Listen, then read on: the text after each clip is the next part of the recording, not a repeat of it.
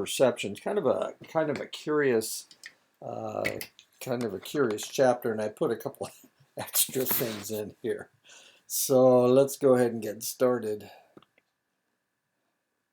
For those of you who like Korea or Japan, when stimuli are grouped according to a perceived similarity of their attributes, it is called a taxonomic categorization strategy. Taxonomic categorization answers are especially common among Westerners, so we try to categorize things as much as possible. So if we look at this picture, we can put the two mammals together, or we can put the rabbit together with the carrot. Putting the rabbit together with the dog just doesn't make a whole lot of sense. Now I'm going to show you a couple of videos about Japan and Korea. Some things you probably don't understand about Japan. If you look at anything dealing with Japan, Japan seems like a fairly sexy place. A lot of anime and manga and all the rest of it. But the reality is a little bit different. If we look at people over 30, it turns out in Japan that 25% of them are still virgin at age 30. Now, I don't know about you, but I got married at age 19. Did I? Yeah. I had my first child at age 19. So I couldn't be Japanese. I was a little quick off the mark, as it were. But let's go ahead and watch this video this is from CNN. So we're going to get a little bit of extra stuff here, maybe.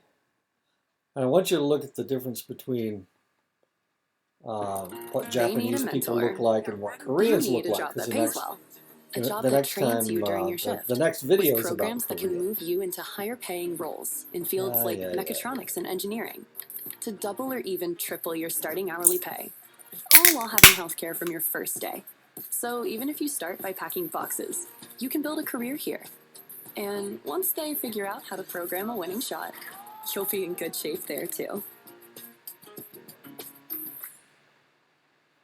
Just after sunrise in the Japanese countryside. No alarm clock needed. The Yokobori family feeds their flock of chickens, feeding themselves freshly laid eggs. French toast for breakfast, bread baked on a wood-burning stove. Wood they chopped from cedar forests surrounding their home. 10 years ago, Miho was an office worker in Tokyo. Today, she's a homemaker. Former graphic designer Hirohito, now a woodworker. The couple runs a small bed and breakfast. For them, city life lost its luster in 2011. Japan's massive earthquake, tsunami, and nuclear meltdown paralyzed Tokyo. Everyone was panicking, so it was like a war, although I've never experienced war. Did something change fundamentally for you after that disaster? After that, I have to live the life. A new life in the mountains of Nara Prefecture. Their home, miles from the nearest train station. Around here, you need a car to get around.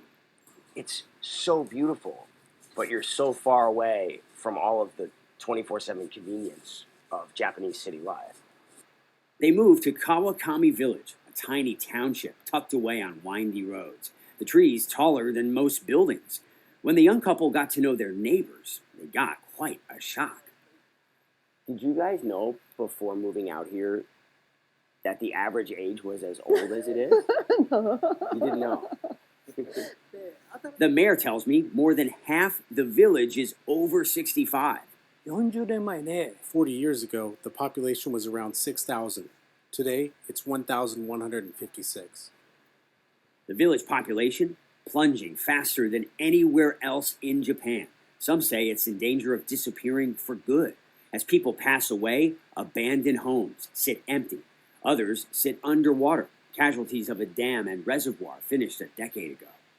When you see the prediction of, under 300 people living here 20 years from now, what do you do as mayor to try to stop that from happening? I'm not optimistic, but I don't think it will be that bad. I believe that people should live in such a nice place. The population data is dire, and not just in Kawakami Village. Nearly every local government in Japan predicts a lower population and higher average age by 2045. Entire villages on the verge of extinction. Japanese society is shrinking and aging so fast, its future survival is at stake. I'm going to one of the few places in Japan with population growth. You can probably guess where it is. For decades, Japanese young people have been fleeing their small rural towns, lured by the draw of big cities like Tokyo and Osaka, all of them connected by the bullet train. But there's no magic bullet for Japan's population problems. Even in Tokyo, the towers are high, birth rates hit record lows. Japan's population plummeting for more than 5 years. If the trend continues, experts fear it will fall past the point of no return, with too few women of childbearing age. Why are so few women in Japan having children? People usually for now don't have money. Many don't have time either, says this Tokyo gynecologist. Is life here in Tokyo too busy for a lot of people to find a partner? Working in the not office and at home, so very difficult to meet other people.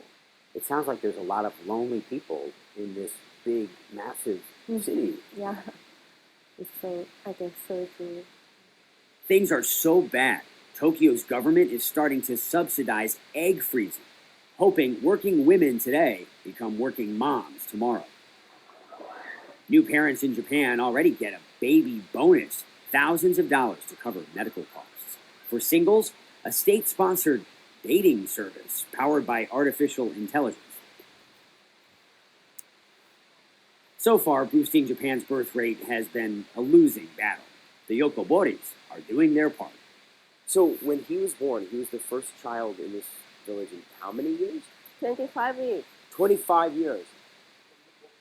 Their neighbor, a lifelong villager, says Kentaro's birth boosted everyone's spirits. He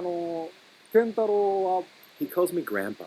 My grandson lives in Kyoto, and I don't get to see him much. It sounds like Kentaro has a lot of adopted grandparents here. I think so. I really think it's a big deal. Also a big challenge, raising a child in the mountains, no neighborhood kids to play with, just 6 children in his kindergarten class, 30 minutes away. The nearest high school, more than 2 hours away. We'll do the best we can, but the rest is up to Kentaro. Both say it's okay if their son decides to leave someday. Population data does show more young people moving to the countryside, lured by the low cost of living, clean air, and low-stress lifestyle.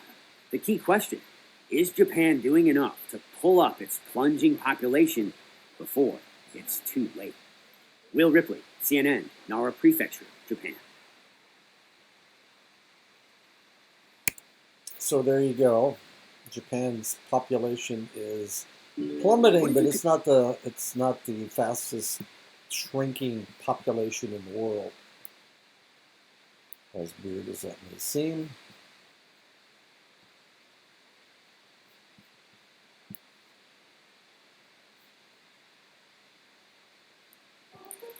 They need a coach. You need a job that pays well, where you can pick your schedule and get health care on the first day for you and your family, even if you're part-time. A job that trains you during your shift with programs to move you into higher paying roles like management and IT that can double or even triple your hourly pay. So even if you start by packing boxes, you can build a career here. And when they figure out which base to run to first, you'll be in good shape there too.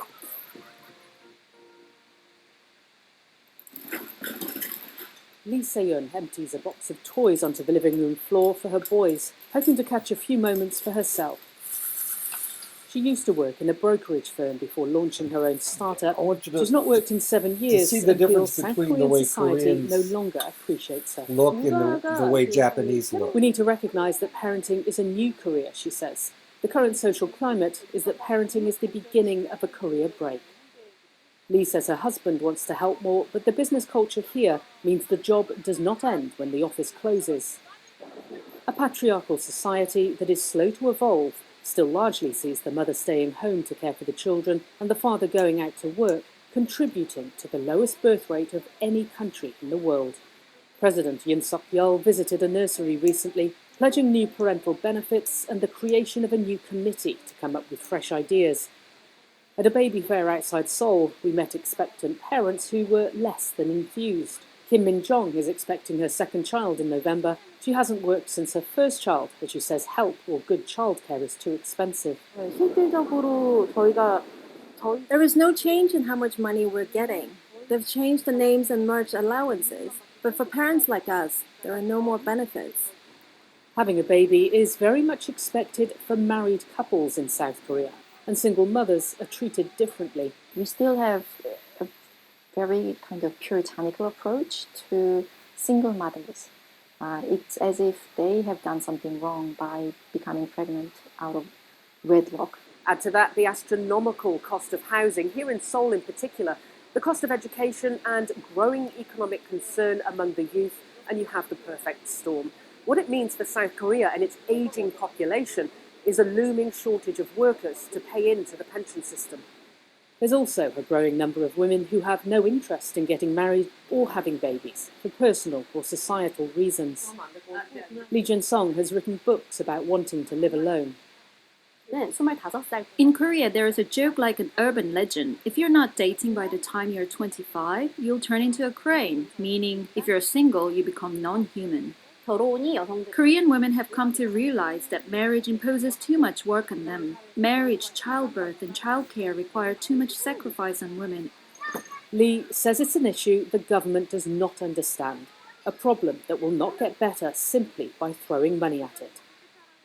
Paula Hancock's CNN Seoul. Good cough. Good productive cough. Okay, so I hope you saw the difference between the way that Japanese people look and the way that Korean people look. Koreans have a larger head. It's kind of square. The face is flatter. Japanese are more slender.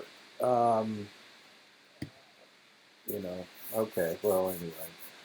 So Korea has the lowest birth rate of any country in the world.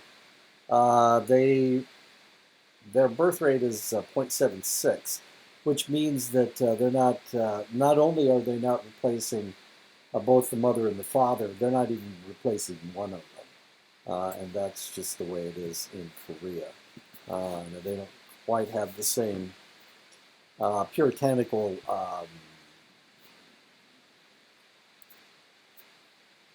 way of doing things as far as the virgin being virgin at age 30, but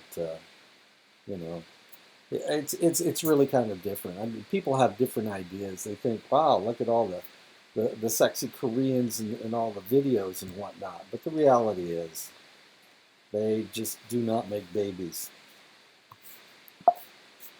And thematic categorization strategy, why did I put that in there? We're going to talk about East Asia and the difference between Western men and East Asian people.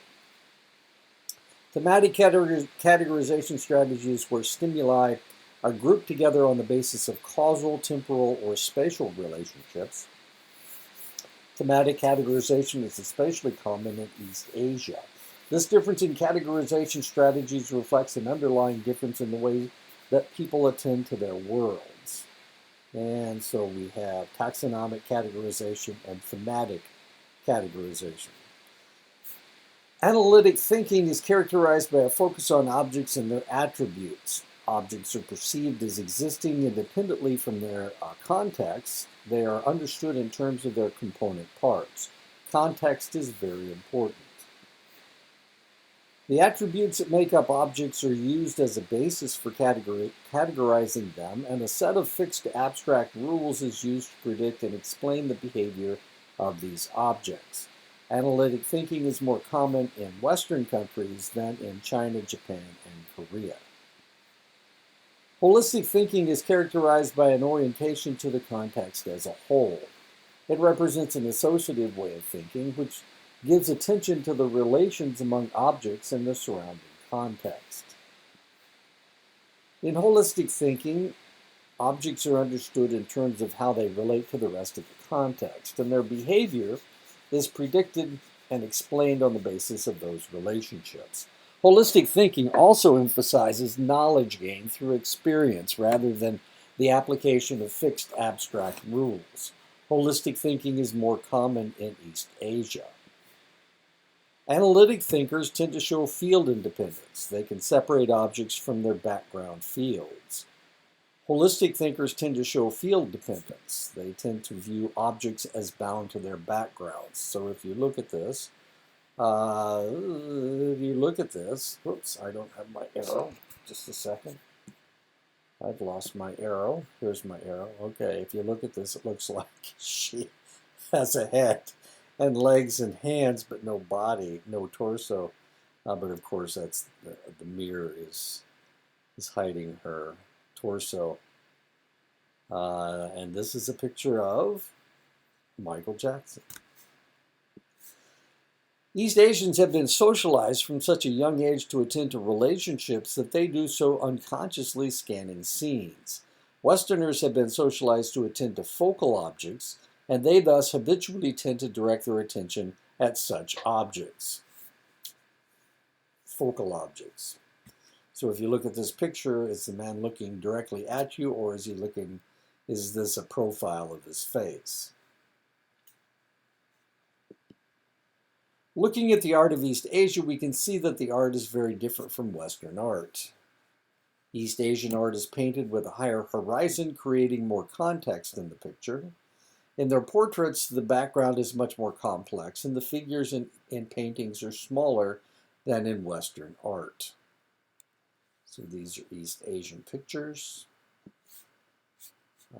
These are pictures from, this is a painting from China and a photograph from China. As you can see how complex the background is, how high the horizon is. These are from Japan. So we've got China, China and Japan. We see the very similar things. And this is Western culture, so the background isn't nearly as complex. As you can see, it's out of focus in this picture with the Mona Lisa. Masuda and Gonzalez and colleagues in 2008 had American and East Asian students draw landscapes with a person, river, tree, house, and a horizon. They were seeking to see the difference between the two groups. East Asians drew a horizon that was significantly higher in the picture than it was for Americans. East Asians tended to provide a more complex background in their drawings. East Asians included 75% more contextual objects than did Americans. East Asians were more likely than Americans to situate their objects in context. When East Asians take photographs of others, they tend to include more background. They also tend to have smaller figures in their portraits compared to Americans. And these are pictures from Japan.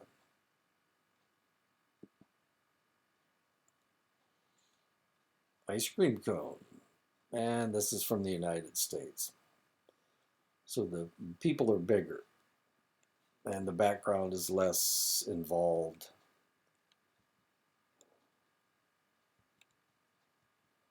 More pictures from the United States. As you can see, the background is out of focus.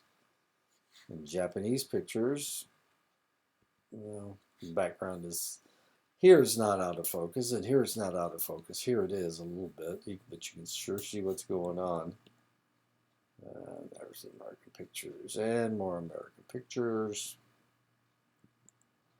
When Masada, Gonzalez, and colleagues in 2008 looked at American and East Asian Facebook pages, they found that East Asian photos had smaller figures and larger backgrounds compared to American photos.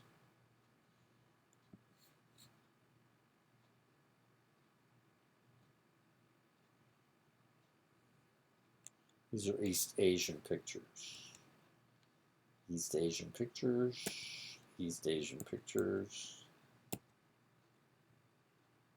Looking at Japanese photographs of buildings, researchers discovered that these photographs had more boundary structures than American photographs. And this is a picture from Japan, and 2 more pictures from Japan.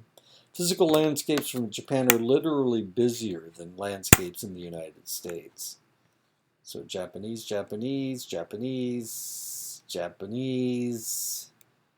Look how involved they are. And these are from the United States.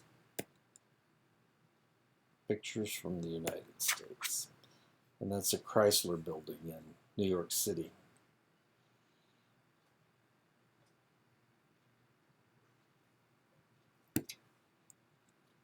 Since cities in East Asia tend to be more crowded than Western cities, living in the busier physical environment fosters the ability to attend to a lot more information at once. When they looked at how scientists from East Asia present their findings on posters, they had busier posters with more words than North American participants. This is a North American poster, and there's a Japanese poster, Chinese poster, I'm sorry. Researchers looked at the government and university websites in East Asia and North America.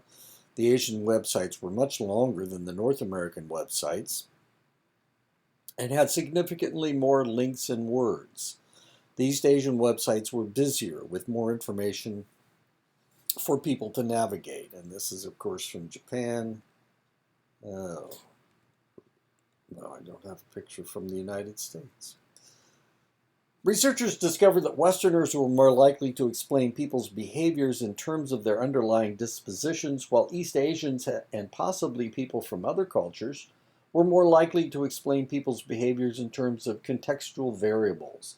Contextual variables means that every situation has a reason and an excuse, whereas the Westerners were looking for underlying ideas. When people from India and the United States were asked to describe a person, the Americans were more likely to describe people in abstract personality traits, and Indians describe people in concrete behaviors they observed. She is friendly. She brings cake to my family on festival days. That's the way the people from Asian India saw things. Researchers analyzing news stories of murders in the United States, China, and Japan discovered that the East Asian papers described the murders in situational terms. The murderer had a rivalry with another student. They had been recently fired. The American reports tried to interpret the situation from a dispositional point of view. The murderer had a very bad temper. The shooter was described as mentally unstable. Personality information is not seen as equally important for explaining the behavior of others in all cultural contexts. Westerners tend to use personality information more for understanding others and themselves than East Asians do. These two are Central Asian, East Asian, and a Nordic European. People from many other non-Western cultures show a pattern of focusing on situation rather than the disposition, similar to East Asians. Religious groups differ in their attributions as well. American Protestants are more likely than American Catholics to make dispositional attributions. This difference between sects appears to be a function of Protestants having a greater commitment to the idea that people have individual souls. If people believe that people are judging them on the basis of what their soul has done, it follows that they are more likely to view the soul as being the cause of the individual's behavior. Jesus is coming. Look busy. That's funny. People's socioeconomic status predicts the kinds of attributions that people make. Working class Americans make more situational attributions and fewer dispositional attributions than middle class Americans. The same kinds of class differences in explaining other people's behaviors have also been found in France. The same thing has been found in Russia. The same thing has been found in India. If analytic thinkers tend to view the world as operating to a set of universal abstract rules and laws, they will apply these rules and laws when trying to make sense of a situation. This is termed rule-based reasoning. Holistic thinkers should be more likely to make sense of a situation by considering the relationships among objects and events. They should look for evidence of events clustering together, such as similarity among events or of temporal contiguity of events. This is termed associative reasoning. Westerners appear to view change as occurring in linear ways. Change appears in a static and predictable ways. Stocks rise after an election. Stocks will rise in 2020. East Asians believe that change happens in fluid and unpredictable ways. Chinese story of unpredictability. Are you ready? This is a famous story. One day, an old farmer's horse ran away from him. His neighbors came by to comfort him, but he said, "How can you know it isn't a good thing?" A few days later, his horse came back, bringing a wild horse with it. His neighbors came to congratulate the old man, who said, "How can you know it isn't a bad thing?" A few weeks later, the old farmer's son was trying to ride the wild horse and fell off, breaking his leg. When the neighbors came over to express condolences, the old man said, "How can you know it isn't a good thing?" The next month, a war broke out, and all the able-bodied young men were recruited to fight it. The old farmer's son did not have to go because of his broken leg and survived with his father. And there you go. You just never know what's good and what's bad. East Asians have been shown to place more value on things that have happened in the past compared with the future. The opposite is found with North Americans. Attitudes toward future vary across cultures, and East Asians have quite different expectations and predictions about the future compared with Westerners. Creativity is the generation of ideas that are novel, useful, and appropriate. Westerners prefer novel objects more than East Asians. They generate a larger number of ideas when they are primed with individualistic thoughts than collectivistic ones. And Asian Americans show more divergent thinking when primed with American culture compared with Asian culture. The novelty part of the equation appears to be facilitated by individualism and Western cultural experiences. In other words, Western man creates more novel ideas. So there are greater changes in the Western world than there are in Asia. The East Asian concept of change isn't very great. It's incremental. But in the West, things change more rapidly, and progress is more definite. Good creative ideas involve novel solutions that are appropriate for the problem at hand. Collectivism appears to be associated with a generation of useful rather than novel ideas. In collective contexts, people are socialized to be concerned about the opinions of others and to find solutions that will fit with the goals of the members of the group. When Singaporeans were assigned to work together, researchers discovered that they were more likely to comment on appropriateness of their ideas than when they worked by themselves.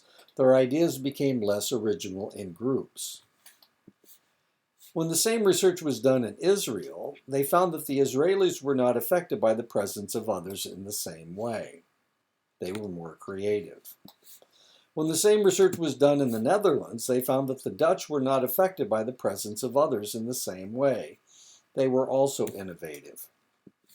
When the same research was done in Korea, they found that the Koreans reacted more similarly to the Singaporeans than the Israelis and the Dutch.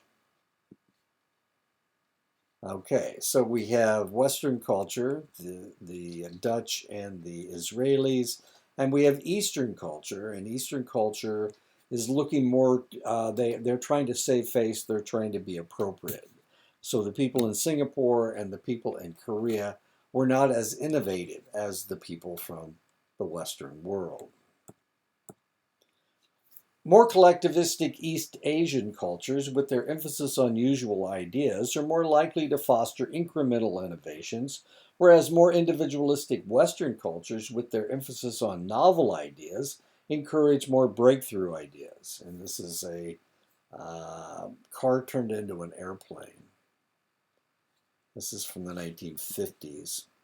Japan is the world leader in terms of the number of patents it receives each year. Most of their patents represent incremental improvements, particularly in telecommunications, information technology, and electronics. But one thing that you see is a lot of inventions that have to do with sleeping on the subway, and these are two of them. This lady has a stand that she uses to lean into. When she's standing, she can sleep. And this is a lady who attaches her hat to the window so that she can sleep. Talking and language have held a privileged position in much of Western intellectual history. Among the ancient Greeks, Homer concluded that there was no greater skill than to be a good debater. And Socrates thought that knowledge existed within people and could be revealed only through verbal reasoning. So talking was really important as far as the Greeks were concerned. It's the only way to show people what you think. In Judeo-Christian beliefs, the word was viewed as sacred because of the divine power to create. In the United States, the freedom to speak one's mind is a birthright, protected by the First Amendment to the Constitution. Speaking is valued in the West because it is viewed as an act of self-expression and is as inextricably bound to thought. In East Asian cultural traditions, there has been less emphasis on talking, if not outright suspicion, of the spoken word. This is a Laotian proverb. Laos is over by Vietnam, just south of Thailand. Listen with one ear, be suspicious with the other. Lao Tzu wrote, he who knows does not speak, he who speaks does not know. So how do you get information out? Practitioners of many Eastern religions pursue truth through silent meditation rather than through spoken prayer. A Korean proverb states, an empty cart makes more noise. Eastern cultural traditions have not cultivated the belief that thought and speech are closely related. Japanese mothers have been shown to speak less to their children than American mothers. Chinese infants as young as 7 months have been shown to vocalize less in response to laboratory events than European American infants. Much of what is communicated in the course of a conversation goes beyond the actual words that are used and is expressed in nonverbal gestures, facial expressions, and voice tone. People seem to be easier to upset in an email than when you are face-to-face with them. You can't see your smile and wink. People often resort to adding emoticons or abbreviations to the email or text messages to add the nonverbal contextual cues that are lacking in emails or text messages.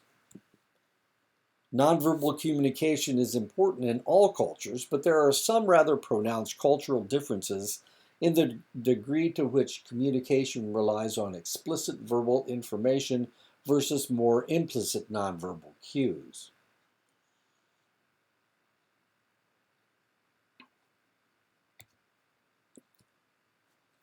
In high-context cultures, people are deeply involved with each other, and this involvement leads them to have much shared information that guides their behavior. Much of what is to be communicated can be inferred because people have a great deal of information in common that they can rely on, and thus they can be less explicit in what they say. East Asians are good examples of high-context cultures. Western and English-speaking countries are generally good examples of the low-context cultures. What is conveyed in verbal communication in East Asian languages is less explicit than what is communicated in English, and therefore East Asians don't have to say nearly as much as Western people do, because Western people are low context cultures, so there's not as much understood between. So they have to say more. The words that are said in Japan are often less important than the way that they are said. A pause and a strained look on the face of a Japanese speaker communicates the information they have is dissatisfying no matter what words they use. The key information is conveyed non-verbally, with the content of the words sometimes being rather empty. And of course, this is a problem during World War II. The Japanese were trying to tell us that they were angry with us and they wanted us to change our policies. They were so angry that that they were ready to go to war, but we didn't recognize that because they didn't say that. They just inferred that. Now, anybody else, if the East Asians had looked at it, if the Koreans had looked at what the Japanese were doing, the Chinese were looking at what the Japanese were doing, it was fairly obvious to them that they were about to attack the United States. But because we're Americans and we need people to say what they mean, we didn't recognize it. And that's why they, when they bombed Pearl Harbor, everybody was so upset. They bombed Pearl Harbor, and we considered it a sneak attack, whereas the Chinese people that understood Japan understood what was going on, and they understood what was happening. But as Americans, of course, we need people to spell it out for us. Since so much is conveyed through nonverbal communication by the Japanese, they tend to have a far more trouble leaving messages on answering machines. They are more selective of their wording because they are visualizing how the person on the other end is receiving their message. And so this makes it a lot more difficult. Now, this is really kind of interesting because my experience in Japan is that their kimonos are not all that colorful. The background is always some really dull color. This is the kind of salmon pink. That doesn't look like a Japanese kimono to me. It's not, the colors aren't that bright and vibrant. This is more like a Japanese kimono that I've seen. Muted colors, as it were. And that's the end of the chapter. So I'll talk to you again next week.